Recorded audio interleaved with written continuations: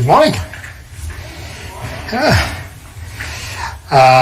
What a great day, what an honor to have our Secretary of State with us today to share his views on foreign policy. And what a great way to inspire many of our own students. By the way, some people may think that being an engineer may not necessarily be the right path to become a diplomat, or let alone our chief diplomat. And it turns out you're about to hear an engineer. That's exactly right. That was your major, wasn't it? It was a long time ago. Yeah. A long time ago. So there you have it. But you can also come to Georgia Tech and not study engineering, but study international relations. And even though some people associate normally Georgia Tech with a very, very good, one of the best engineering schools in the world, we're proud of that. We do a lot more than just engineering. And since I have your attention, I'm going to put in a little plug for all those wonderful things that we do. And by the way, we have today with us the Dean of the Ivan Allen College of Liberal Arts, Kay Husband Feelings. He's waving over there. And I don't know if the chair of the San Nunn School of International Affairs, Adam Stolberg, is here or not. But so yes, there is a very strong and very exciting school of international affairs at Georgia Tech. We believe strongly that that in a place that is as rich in science and technology as Georgia Tech, that can provide a very interesting context for diplomacy and for policy setting. We are committed as an institution to educating leaders who advance technology and improve the human condition. That is our mission. And of course, it brings up the question of what are the aspects of the human condition that need to be improved. And that requires not only strong science and technology, but it requires a lot of policy and liberal arts and history and understanding of what are the issues that the world faces. We understand that many of the biggest problems that we face as a species, or even the problems that affect us in the United States and here in Georgia, are global in nature. And understanding the dynamics of how decisions are made on a global scale is fundamental for the work that we do. And that's why we're so proud of the work that the Nunn School carries out at Georgia Tech. By the way, we have some incredibly distinguished faculty in the school, including Admiral Sandy Winnefeld and General Phil Breedlove and Dr. Elizabeth Sherwood Randall, who've played roles either in the U.S. defense or in at the federal level. And we have many other incredibly important faculty. Anyway, so we're delighted once again, and always remiss to highlight how important it is for us again that Georgia Tech be a place of debate, of discussion. Not just Georgia Tech, but all of our universities ought to be places where we bring people together to discuss the big issues of our time in an absolutely open way. And I couldn't think of anybody better to bring a discussion about our nation's policies in relation to China than our chief diplomat, Secretary Pompeo, and it is my distinct honor to introduce him to you. You know that Secretary Pompeo is the 70th person to have this job. The first one, I guess, must have been Thomas Jefferson. What a distinguished line of individuals that you follow. Secretary Pompeo has had a whole number of jobs. I don't know if you know how to keep a job, but there is a very positive side to that, of course, which is that you have accumulated a host of experience that I think very few people can. Secretary Pompeo has been a soldier. He has been an attorney. He has been a business leader. He has been an elected official. He has run our intelligence, and now he is our chief diplomat. He's also slightly competitive. I found reading about him, everything he does, he wants to do it well. He wants to be best in class. So when he went to West Point, he graduated first in his class. And then when he went to Harvard for law school, he was editor of the Law Review, which is one of the biggest honors for a law school student at Harvard. When he served our military, I think it caught you at a very interesting time, patrolling up and down the Iron Curtain in between West Germany and East Germany, and right before the fall of the Berlin Wall. And as we were trying to figure out earlier, he may be, we don't know this, but he may be the first person who's been the head of the State Department, having been director of the CIA.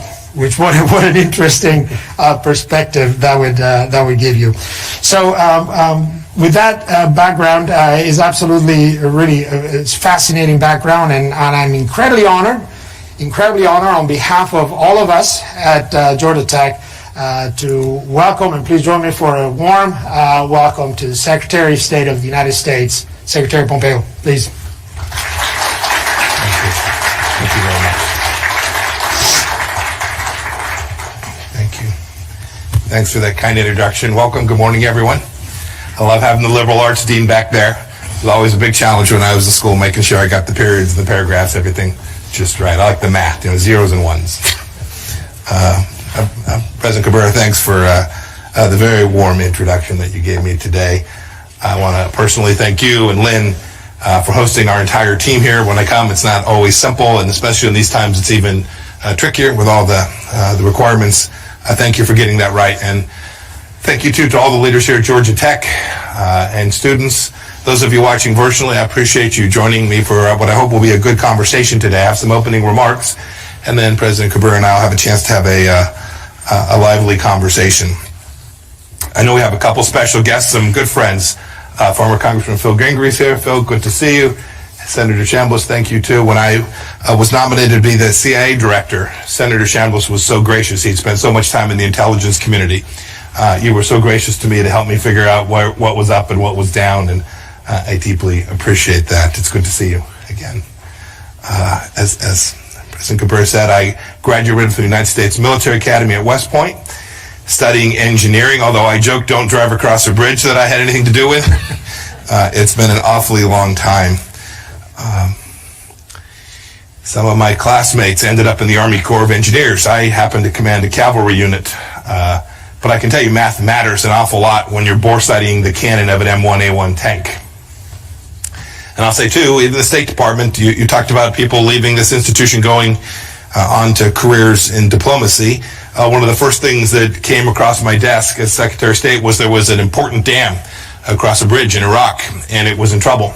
And we were trying to figure out, could we figure out how to save it? Could we figure out how to deploy resources in a difficult place?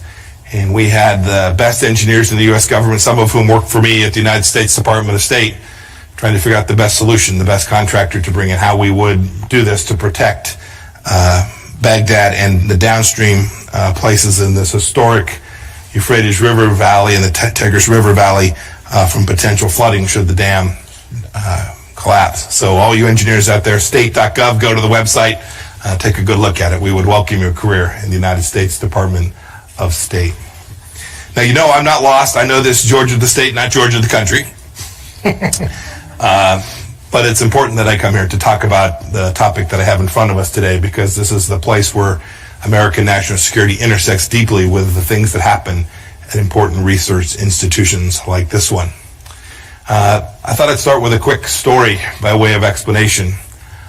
Professor Fei-Ling Wang is with us here today. Professor, I didn't see you sitting where? Welcome. Nice to see you. Several years ago, Professor Wang took a trip to China where he was scooped up by security agents inside of China. He was held in a secret location for 2 weeks. Professor Wang was interrogated and threatened. They wanted information about his research about China and his time teaching at my alma mater, West Point. He could tell you the stories better than I could, but they thought they could intimidate him or perhaps recruit him because he's ethnically Chinese. It's a blessing he's here with us today, and thankfully was released after pressure from the leadership lots of places, including this very university and the Carter Center. The lesson I think that we can take away from this is clear. It's that the Chinese Communist Party wants what we have, and they will do whatever they must do to take it and get it. They will steal our stuff. They will pressure critics of the Chinese Communist Party to keep quiet. They will do whatever it takes. And it's important to come and talk with the American people about this, because Americans must know how the Chinese Communist Party is poisoning the well of our higher education institutions for its own ends, and how those actions degrade our freedoms and American national security. If we don't educate ourselves, if we're not honest about what's taking place, we'll get schooled by Beijing. Now, it's taken this country, and indeed the entire free world, a long time to understand the trajectory that China is on today. In fact, we're not quite there yet everywhere in the world. There's no one to hold accountable for this. That's not the important part. Because for a long time, Republicans, Democrats, leaders all across academia, institutions, commercial space, thought that by trading and engaging with China, that the Chinese Communist Party would reform itself, it would loosen up, it would embrace economic and political freedom, and it would present less risk to freedom around the world. But instead, that's not what we got. Instead, the Chinese communists used the wealth that was created by this to tighten their grip on power, over the Chinese people, and to build a high-tech, repressive state like the world has never seen. General Secretary Xi Jinping has made clear his intentions. You only have to listen to what he says. He says he wants total control at home and to make China the #1 power abroad. And he's well on his way to working on that project. He's building up the People's Liberation Army. He's manipulating international organizations for Beijing's benefit. And he's engaging, as we have seen in TV only just these last 2 days, he's engaging in a vast influence campaign all across the world. And that may, for some of you sitting at home today, seem like a long ways away and very ambitious touch for Xi Jinping to make. But I must say, he has his eye on each and every one of us. Over the past year, I've talked to America's governors in Washington about this, state legislators in Wisconsin, tech leaders in Silicon Valley, many other groups. I've gone out to talk to them about this challenge, and today I want to talk about what's happening in schools across America, especially research institutions in places like where I'm standing today. Just think about it. Chinese Communist Party scientists aren't pioneering cancer cures. We are. And it's not North Korean biochemists that are producing safe COVID vaccines. We are. And Iranians aren't ahead in supercomputing. No, in fact, we are. It is the free world and free peoples that produce these superior results. And we should be very proud of that fact. But we have an obligation to protect it, to preserve it, to make sure that that's the case 10 and 50 and 100 years from now. Because on places like this campus, scientists have pioneered quantum computing, artificial intelligence, pediatric technology, even autonomous robots that can function without human control. And I must say that frightens me just a bit. Look, the Chinese Communist Party knows it can never match our innovation. A state-owned enterprise, it's an authoritarian regime, it is a government-centric focus. That's why it sends 400,000 students a year to the United States of America to study. 400,000 students a year studying in our universities come from one country. It is no accident. Much of the high-end industrial base inside of China is based on stolen technology or technology purchased from other nations. It's not homegrown. Beijing doesn't want Chinese researchers to stay here in the United States. Indeed, after they're trained, they want them to come back. They want to induce their return for the singular purpose of serving the socialist motherland. Look, the party's propaganda apparatus cannot tolerate pesky Americans or Chinese nationals exposing its bankrupt system, or the fact that the Chinese people can actually flourish when they are in free societies. It doesn't want you to know what I'm about to tell you.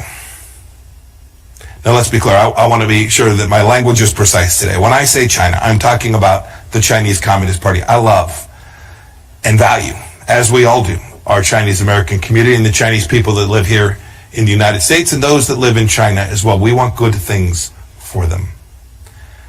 And I say genuinely because there's of cases like Xin Wang, a researcher at the University of California, San Francisco, who allegedly lied about being a People's Liberation Army officer, all the while collecting information on UCSF labs. The good news is the FBI nabbed him. And Ji Xiong studied electrical engineering at Illinois Institute of Technology in Chicago. He tried to enlist in the United States Army. He allegedly admitted his ties to Chinese intelligence, which tasked him with recruiting engineers and scientists where he was working. These are just two examples. But what's more, the Chinese Communist Party deploys dollars just as much as it does cloaks and daggers to get its hands on valuable knowledge. There are many American scholars, often doing research funded by American taxpayers, that have been lured into the Chinese Communist Party's talent recruitment programs. The CCP pays them what is for them a fortune to do research related to their current fields for or in China, and then often uses the fruits of their brainpower to build its military strength. A researcher from my home state of Kansas was caught up in this trap, as was the Harvard chemistry department head. Think about that. The Director of National Intelligence, John Ratcliffe, recently described the CCP strategy as rob, replicate, and replace. But I want to add another R to the DNI's list. I want to add repress. Yang Zhuping, a student from China, delivered a commencement address at the University of Maryland back in 2017, just a couple years back now. She praised the fresh air of free speech.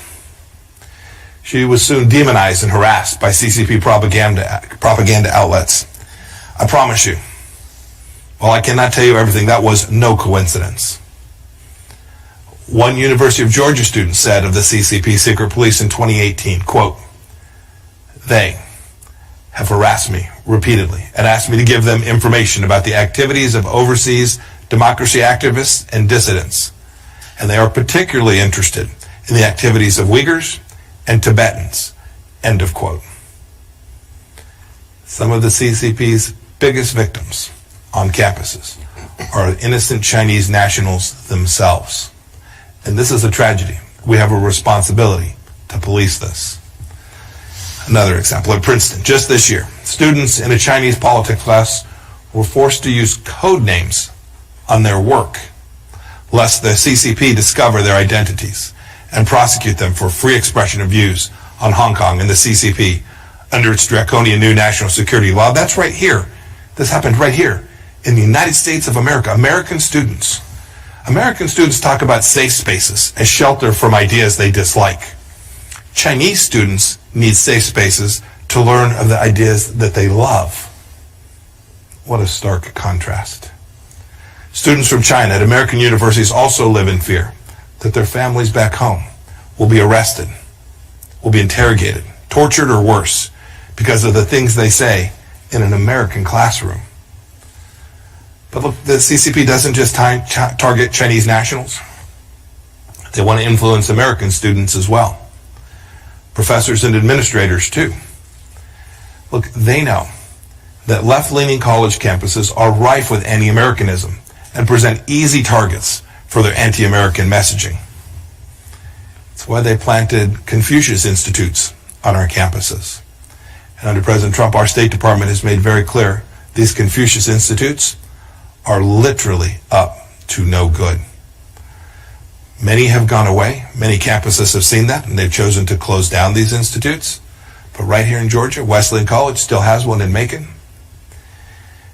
Look, it's why there are groups on campuses called Chinese Student Scholars Association here too. They're directed and almost always funded by the Chinese embassy or a local Chinese consulate. Its purpose, to keep tabs on students and to press pro-Beijing causes. Now you would think at freedom-loving places like Georgia Tech and institutions and scholars all across the world, administrators, school faculty would be more up in arms about the Chinese Communist Party's outright theft and flagrant violation of freedoms that I've described. But we see it too seldom. Well, why? Why do schools censor themselves? They often do it out of fear of offending China.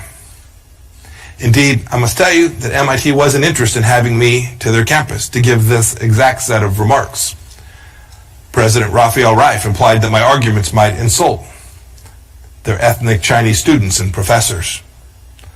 But of course, nothing could be further from the truth. Those are the very people that this set of remarks is intended to protect their freedoms. And I must say that yielding to the objection of hurt feelings plays right in to the Chinese Communist Party's hands. They watch America closely. It's what the party says constantly in response to legitimate criticism around the world. You can see it. And how would the party know how the Chinese people feel anyway, as no one ever gets to vote? Look, we can't let the CCP weaponize political correctness against American liberties. We have to protect and preserve them.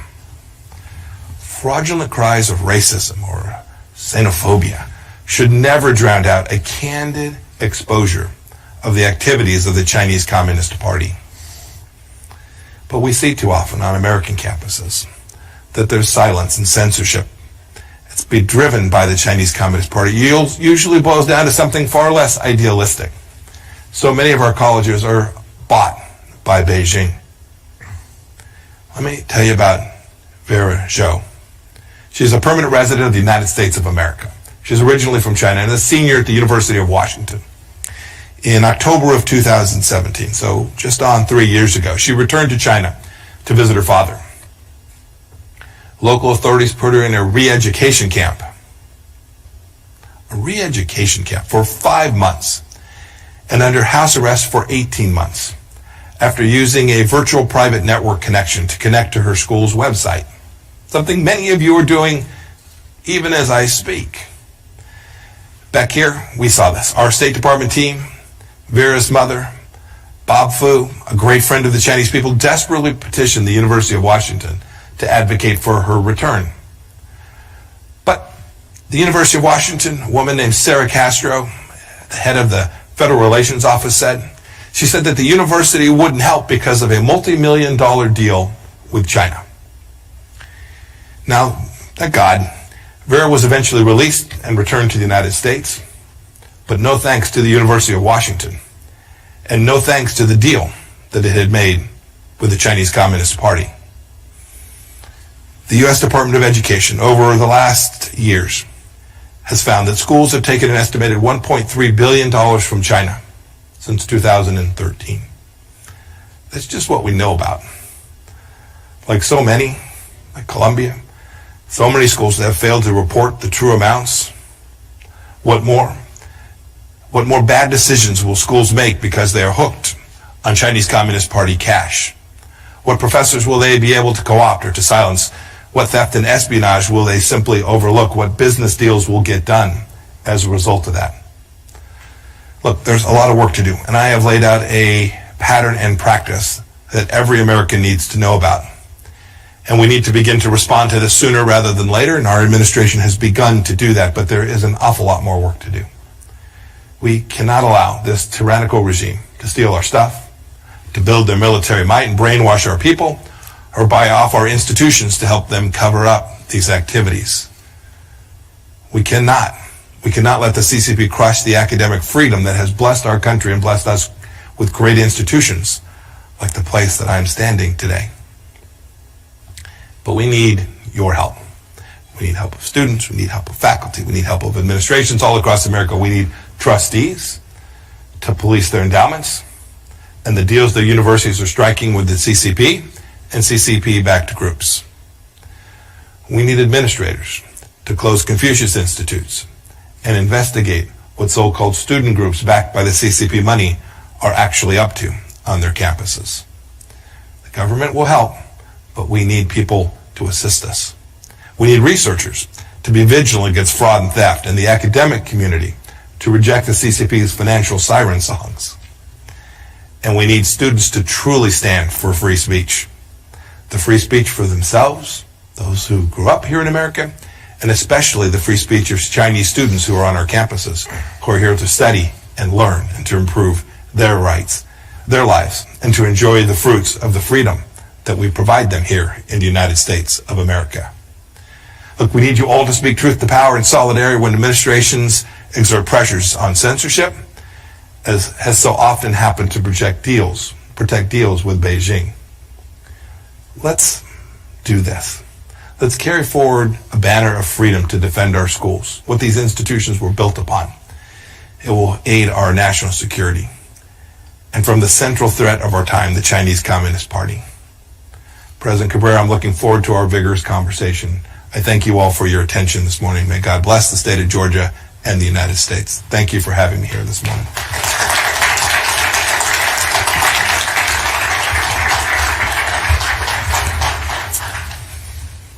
Thank you so much, Secretary. Appreciate you coming here and you bring so many important and incredibly difficult questions for us. So you know that Georgia Tech, we're a proud partner of the United States government. We are one of the most research-intense universities in the country. The head of our Georgia Tech Research Institute is in attendance. That organization alone does about $750 million in research grants, a lot of that classified work with different agencies in the government. The overall institute does over $1 billion of grants every year. We're very proud. Not all of that, of course, is funded, but the bulk of that is. So we take issues of protection of our ideas and intellectual property very, very, very seriously. At the same time, we attract amazing Chinese students, undergraduate and graduate students, some of whom join faculty ranks and contribute to making American science and technology, the way you described it, the most competitive in the world. So help us figure out a way, how can we even frame these seemingly incompatible objectives of continuing to leverage that advantage to bring all that talent in without putting our national interest at risk? Yeah. So it's the exact right question. And it is not a simple thing to answer. But what I can say with certainty is that we've had the balance completely wrong for decades. That is, we had an open spigot for these risks to be present in our system without the balance and checks that are required. And so you see, if you watch what the Trump administration has done with respect to this, this year, it's different because of the virus. But in 2021, 2020, there'll be 350,000 Chinese students that come to America. We want these students here, but there has to be a process. There has to be a rigorous evaluation. And some of that is the responsibility of the United States government to undertake, and we have to do a better job of doing that. But we need institutions, too, that are transparent, that are clear, that are following the requirements, both U.S. Department of Education requirements, the requirements to make sure that U.S. property rights are protected in the way that you just described. If you have someone invent something, we want the fruits of that effort to benefit the United States of America and not end up being used to surveil American citizens in cities all across the world. We've had the balance fundamentally wrong because there was this notion that there was no cost connected to permitting the risk that the Chinese Communist Party identified, the opportunity that they saw, and the efforts they have undertaken. You all would have seen, it's been a few months back now, we want Chinese diplomats to be here engaged in diplomacy, but the Chinese Communist Party was using their consulate in Houston as a den of spies. And for an awfully long time, the United States just said, we're not going to do anything about that. That's unacceptable. It's unacceptable to the American people from a national security perspective. It's unacceptable to the people of Houston and the businesses that are there, that these so-called diplomats are out stealing their stuff. And so we did the work. We collectively, the United States government did the work, identified the problem set, and solved the problem. This is the model that we have to use. The model has been, for an awfully long time, it's a big country. There's enormous economic opportunity by engaging with them. Let's just do that and hope things turn out well. it's too dangerous. The Chinese Communist Party has a mission set. We only need to listen to General Secretary Xi Jinping's vision for global hegemony and the capacity that he has developed to actually execute. He has capability and intent. Those are the things that present risk to America, and so we have a responsibility to take on these hard problems, to protect American freedom, to welcome citizens who want to come study at our universities from all across the world, but do so with an eye towards making sure that we do all the things that we are duty-bound to ensure that we protect. So thank you. It turns out I myself came to this country as an international student. So I grew up in Spain. I was lucky enough to get a Fulbright scholarship, one of the wonderful programs of the United States State Department, and I have experienced it personally, how thousands and thousands of smart young people around the world, they dream of coming to a great American university. That's their own dream to go to somewhere else. They want to be here. So always sensitive to, again, being smart about the way you described it, about protecting our interest, and at the same time not sending the message that would somehow weaken that huge advantage that we have, right? That we have first picks. It's almost like we have first draft picks every year. Smart people around the world, we get to choose first. So how do we, continue to send that message? Wait a second, we want smart people to come here. Given that you're our first, our number one salesman also, that's, I guess, part of your job description. I think I just sent exactly that message. This is why I'm here. We want these students.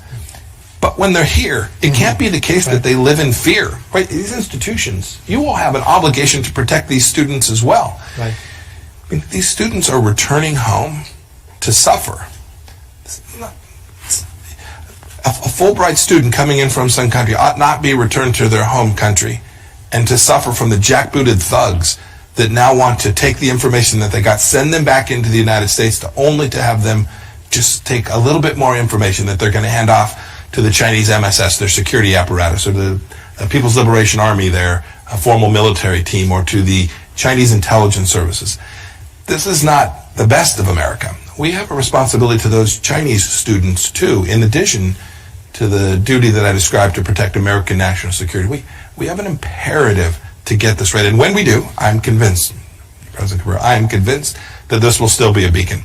The number of American students studying in China in 2021 I didn't refer to, it's very small. Why? I have it here. Yes, why? Why is that? It's because if you want to be a technologist, if you want to be an innovator, if you want access to capital, if you want to be around a network, an ecosystem of innovators to create the next great whatever it is you want to go create, where do you do it?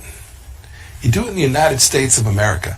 We cannot forfeit that capacity by allowing the Chinese Communist Party to infiltrate our research institutions and take that away from us after all it is that American private sector, the American taxpayers of the state of Georgia have invested in preserving, promoting, and building out this enormous capacity.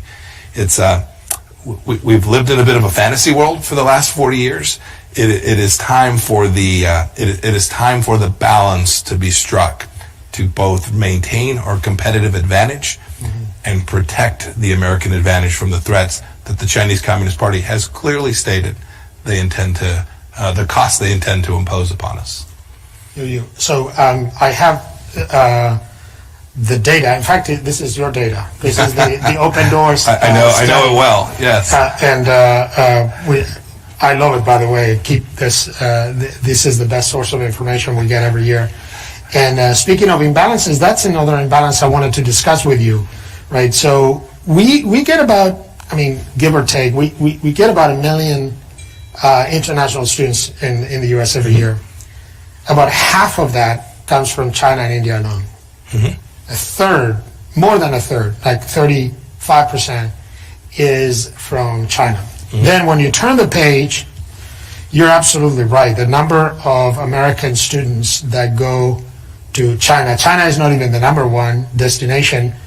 Is 11,000. Yeah. So here's what I'm thinking. Okay, you've been a businessman, so you land in Shanghai, you go to a boardroom to make a deal, And it turns out that the guys on the other side of the table, they speak English, they know our culture, they watch our movies, they laugh at our jokes, they know all about us. In most cases, we know very little about their culture. Shouldn't we be sending vastly larger number of American students to China to learn their culture, and not to stay there and set up their companies? We want them back here in Atlanta, Midtown, by the way, I swear. But to learn about China, don't you think that would be a good idea? It is an enormous knowledge gap, enormous knowledge imbalance. I would agree with that. I would tell you that we work very hard at the State Department. We are nowhere near where we need to be to have enough Mandarin speakers so that we can understand, even at the most senior diplomatic levels in the United States, that we have the capability to watch and read what's coming out in the Mandarin language press from China. So it is an enormous undertaking. You talked about this as an imbalance. One of the central theses of our policy with respect to China these past 4 years has in fact been about that, about reciprocity. So imagine now you're a company here at Georgia Tech and you want to go build out a business in China. Because you want to sell to the 1.4 billion people there, you need to make an investment. The rules for you to invest there are radically different than some young person in China who'd like to come invest here in Atlanta. That's not right. We need fair and reciprocal rules when it comes to foreign direct investment. We need fair and reciprocal rules when it comes to press reporting. So one of the reasons we know so much less about the Chinese culture has less to do with the number of students and the fact that a person who is a credentialed Western reporter inside of China can't move around freely. This is an enormous imbalance. We've tried to take that on. We had Chinese propaganda outlets here in the United States that were running free and clear, while valid U.S. media companies that wanted to report on what was taking place, by the way, at an incredibly important time when the Chinese Communist Party was permitting the export of a virus around the world, and they couldn't get to the places that they needed to get to find the information that would have been very valuable for the United States to have had in a timely fashion. So there's enormous information imbalance attached to that. I talked about one reason there's only 11,000 American students traveling to China. It's that they don't want them there. They don't want Americans. Why? Because when Americans go to a college campus, you've seen it. I traveled the campus a bit this morning. Students jogging, running, talking, having fun, inquiring, doing the things that we do in a place, a democracy, a republic like our country. This is not the Chinese campus. And so there's an imbalance there. And we have to work to convince and impose cost on the Chinese Communist Party until such time as there is reciprocity in every space. The President talked about it in trade. We've talked about it in terms of freedom of navigation in the South China Sea. I could go through the list of places where we have for decades permitted the Chinese Communist Party to have an exception to every international rule.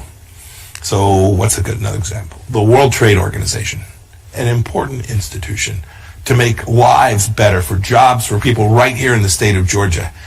Nearly every country participates in a single way. The Chinese Communist Party says, no, we're special. We should be a developing country with a set of trade preferences that benefit China enormously. And what the Americans just, for decades, this isn't partisan, both political parties just said, we're going to let that pass. It can't be any longer. And this is what President Trump has said. We're not going to do that anymore. We're going to demand that China comply with the same set of rules that every other nation is asked to comply with. And when we do, America will be safer and more secure. America will be more prosperous. Our allies and partners in Southeast Asia and in South Korea and Australia and in Europe, they'll be safer and more prosperous. And we will build out a coalition that simply demands that sovereign nations compete on a fair and level playing field. Should happen in academia, should happen in the commercial space. If we get that right, America will be just fine. So let me bring the topic to something that I know and would be of particular interest to many of our students, which is the role of science and technology in American diplomacy. I mean, given that we are in a century of this is a knowledge economy, where we win or lose by our innovation, by our science, even our military strength relies more and more on.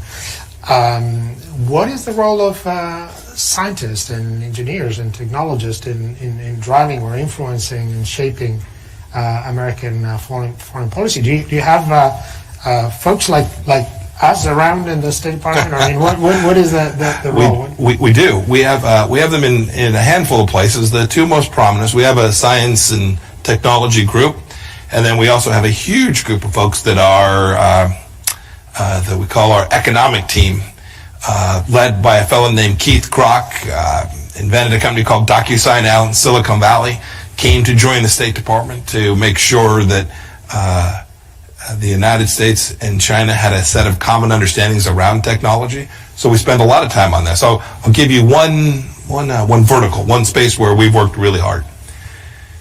So the Chinese Communist Party, when it competes around the world, has an enormous advantage. It has state sponsorship of nearly every one of their significant enterprises. A young entrepreneur here from Georgia Tech goes out there on their own. They've got to raise their own capital. Somebody's going to want return on that investment. They've got to make money. They've got to pay their workforce. Not so in China. Not so. Many of the companies they will come to compete against will have government funding, direct government funding, not a grant that we might provide to a research institute, but truly will be a state-owned enterprise. This is deeply unfair to the American people and presents enormous risk to American national security as well.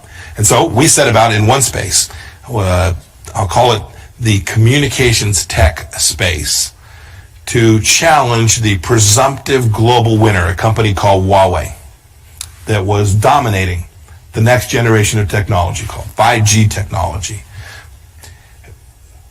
They didn't win it because they were the fastest and the best. They won it because ultimately they delivered a solution to countries that was cheaper because they had the backing of the Chinese Communist Party and a technology that was good enough. This had an enormous national security risk that I'd seen in my previous role, but it had an enormous commercial risk that we wouldn't be that the West, that the rules-based system wouldn't be the victor in 5G technology. It's incredibly important. And so we set about traveling the world, telling the story that says if you have software or hardware that comes from Huawei, you are handing the data of your citizens to the Chinese Communist Party and the People's Liberation Army. So your child who is on a Chinese piece of software, a Chinese app, will be in the hands of the Chinese security apparatus. It's not whether. Their law requires the company to turn this information over to them. And so it's going to happen. So parents, think twice before you do this. But we have a responsibility as government to protect our citizens, and so we set about doing that and helping citizens around the world do it too. At first, we bet on deaf ears because there was a product that was cheap. The Chinese Communist Party would show up and subsidize it, and so it was efficient for governments to put these systems, routers and servers into their systems. We today have over 60 countries that have said we're not going to permit that to happen. 27 out of 29 EU countries. I think number now is 67% of the globe's GDP has forsworn technology that is not trusted, right? Mandating trusted vendors. And when you limit yourself to trusted IT communications infrastructure vendors, you are by just simple math excluding vendors connected to the Chinese Communist Party. And so we've prevailed. We've created space for entrepreneurs, for Ericsson, for Nokia, for companies that will abide by simple rules of protecting data privacy for citizens all across the world, who will operate in a way that is a true straight-up commercial transaction, who will not provide access to this information to their host countries' militaries on a continuous and repeated and non-voluntary basis. We fundamentally made that change. The State Department led that effort. We're proud of what we have achieved. We still have more. When I say we have 60 countries, I think we have 130 telephone companies. In many countries, the access to this communications is driven not so much by the government, but by the dominant telephone company inside of that country. We've got 100 plus telephone companies that have forsworn all but trusted vendors. This is where technology innovation and diplomacy come together to help America be more secure and more prosperous. It's a good story. There is an awful lot more work to do in lots more spaces. So, and it creates also one of those incredibly difficult questions to solve. I guess that's why you get paid the big bucks, as they say, to try to figure out these balances. But so there are areas of research and technological research that clearly are of a competitive nature, right? We want our fighter jets and our weaponry system to be better than everybody else's. We want our companies to have products before anybody else. But there are areas of science that are global in nature, right? I mean, and the coronavirus is the perfect example, right? At this point, honestly, who cares, who comes up with the cure first or the vaccine? What we want is, whatever 3 billion, 4 billion people to get a vaccine. In fact, the sooner the Chinese sequence the virus and make that available, the sooner we all could start working on the new RNA vaccine or DNA vaccine and so forth. So again, how do you balance the competitive nature of some research areas with the fact that in many of the big questions that we deal with as a species, we're in this together, right? These are global threats that we all face that we want smart people everywhere, even in China, to help us figure out. Sure. No, this policy isn't restrictive. But this advancement of civilization best takes place in the context of the rule of law, the liberal international order, sovereign nations, the protection of property rights, all the things that our founders knew so well. This is not the model that Xi Jinping wants for you and wants for you and your children. It is a very different model. It is a model that ultimately collapses upon itself. But in the meantime, we have an obligation to protect and secure American prosperity. And when we do, I can say this with certainty, when we do, citizens all across the globe will benefit from that. I've seen it. I've seen it with my own eyes. I've seen American technology linked up with technology that was manufactured and developed inside of India, linked together to serve people in destitute places in difficult parts of Africa. I've watched it improve their lives. And each step along the way, it benefited from the fact that there was someone out there operating in an ecosystem that respected the rule of law, respected property rights, permitted commerce to take place, contracts were honored. If there was something went amiss, there was a court system that one could resolve the conflict. This is the West. The West isn't a place, it's a concept, it's an idea. This is the West. And the challenge that's here on campus that I spoke about is in fact the challenge between freedom and tyranny. It's the challenge between the ideas that we have in the West and an authoritarian model that has been adopted by the Chinese Communist Party with the sole intention of spreading it as the predominant model around the world. I with all my heart, I can tell you, President Cabrera, that is not in the best interest of people anywhere, including inside of China. So let me, if you don't mind, switch gears a little bit and get somewhat personal. I know many of our students are thinking about careers and career choices, and earlier I joked that you don't seem to be able to keep a job. I hope you weren't referring to this one now. No. Of course not. No, but I feel like I could make the joke because I feel somewhat in the same place. I've changed and I've done various. As you look back and try to make sense of your career again, having been a soldier and an attorney and a business leader and so forth, how these experiences inform even the way you carry out your job now? Because this is a one-of-a-kind job you have now. But if you look back, how do those experiences make you prepare you for this?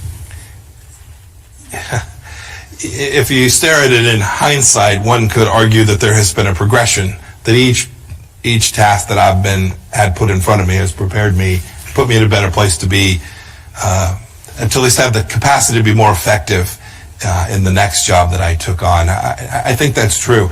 I didn't set out on that path. No one could dream that you'd be the 70th Secretary of the United States of America, for goodness sake. Although I am mindful, President Trump is the 45th president. There's a lot more turnover in my job than there is in his.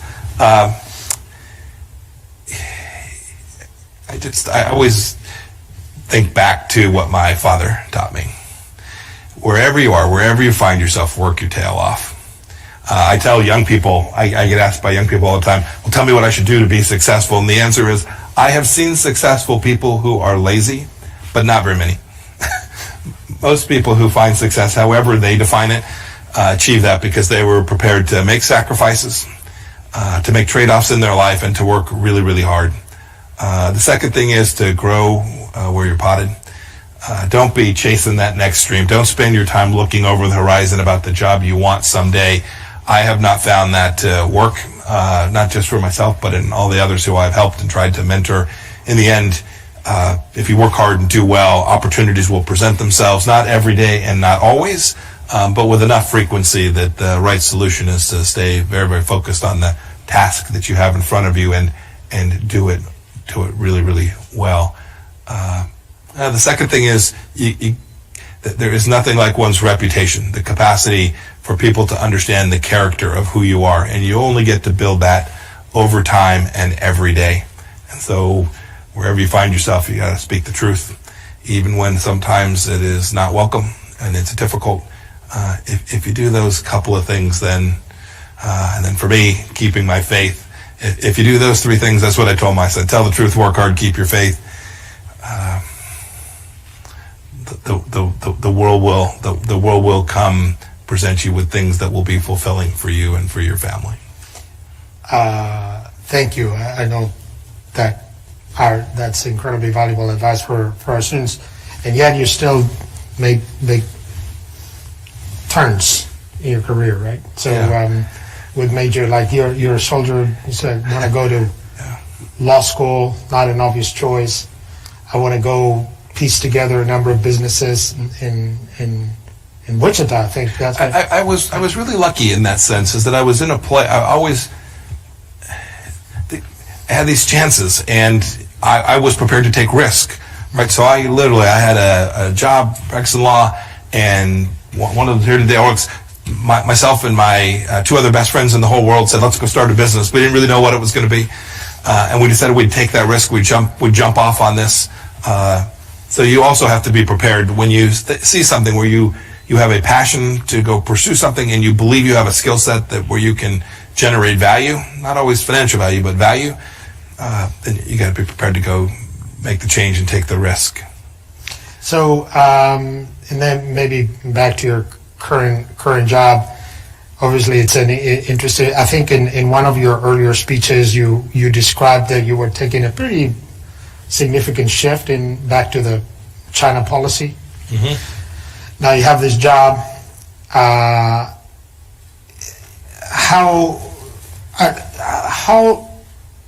likely are we to see some of these policies stay beyond January, or are we going to see another 180-degree shift? I mean, some of your message is not necessarily partisan, right? I mean, you would have. Yeah. I don't think a single thing I said today reflected a partisan viewpoint, but rather relied on a data set. And so I don't think, frankly, what I said today was particularly controversial about those who are paying attention to the challenges that the Chinese Communist Party presents. And indeed, I've seen this on Capitol Hill in Washington, and even in others in think tanks around the world. I think there's an increasing awareness of this challenge. So I'll give you an example. I was in a NATO meeting with my foreign minister counterparts earlier last week. NATO grew out of the challenge of the Soviet Union and was very focused on confronting the Soviet Union and then Russia. Today, NATO is challenged by cyber threats, space threats, disinformation threats from the Chinese Communist Party. And so we, the United States, had worked for in a long time to convince NATO that it needed to focus on this. And we spent an hour and a half of our roughly 4 hours of NATO talking about the threat from the Chinese Communist Party. And I say that as an exemplar of the fact that I think this challenge is now widely recognized. And so I think whoever has the burden and the opportunity of being president of the United States, not just in February of 2021, but February of 2025 and 29 and 33, I think every one of those leaders will feel the challenge and recognize they have a duty and responsibility to confront this in a very real way. I think our administration, President Trump, should be given credit for having faced this, to be the first administration to truly identify this. We did it in 2017 in what's called, it's an obscure document called the National Security Strategy, but we identified this challenge very clearly, and then we have begun to do what every institution does when there's a challenge or an opportunity, to move our resources and our focus to confront that primary challenge. I think this will be policy for the United States and indeed for Western democracies for an awfully long time. Well, I think we're pushing our luck with your time. You've been awfully generous, and I can tell you is I really appreciate you and your service. I know how intense your job is, because I know some of the people who work with you and run around the world chasing you. And regardless of how people feel about policy, I think we all need to agree that we appreciate public service. We appreciate what you've done for our country, and we thank you very much for spending some time with us today. Thank you so much, Thank you Secretary very much. Pompeo. No, thank you very much, sir. Thank you. Thank you all.